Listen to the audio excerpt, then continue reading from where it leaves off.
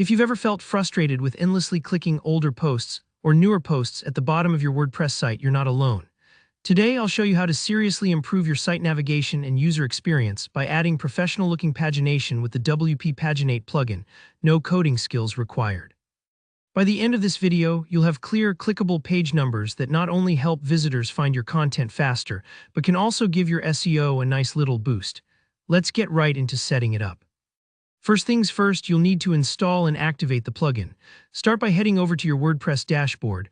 On the left side, find Plugins and click on Add New. In the search bar in the top right, type WP Paginate. You'll see it pop up in the results with thousands of active installs and positive reviews. Click Install, give it a few seconds to download. Once that button changes, just click Activate.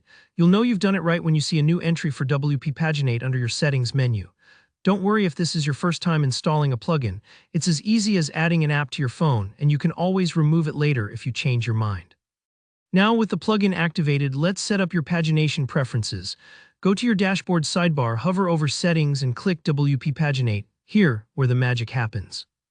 The first thing you'll see is the option to change the labels for your navigation buttons. By default, the plugin uses Previous and Next, but let's say you want to get creative and write earlier posts or more stories, you can do that here.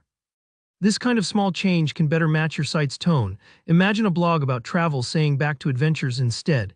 Next, you'll notice a setting for page range. This controls how many numbered page links are shown on either side of the page you're currently viewing.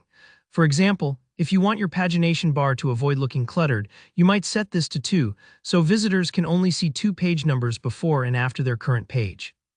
If your site has a ton of content, this helps people focus, just like how Google only shows a handful of page numbers at the bottom of search results. If in doubt, the default is a great starting point. Further down, we come to anchors and gaps.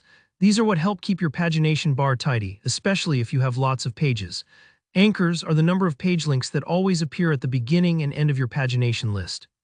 For instance, with 2 anchors, your first 2 and last 2 page numbers are always clickable, no matter where you are. This is great for letting users jump straight to the start or finish with ease. The gap is represented by a character typically to signal there are more pages than are currently displayed. Think of it like chapter skips in a DVD menu. You don't have to show every chapter at once, just enough to help people jump around easily. When you're happy with your settings, scroll down and click Save Changes, and that's it. Your website now has user-friendly, stylish pagination that will make it easier for visitors to explore your content. If you found this tutorial useful, don't forget to hit that like button. If you have any questions or need help customizing further, just drop a comment down below. I love hearing from you. And if you want more WordPress tips and tutorials, make sure to subscribe so you never miss an update. Thanks for watching and happy blogging.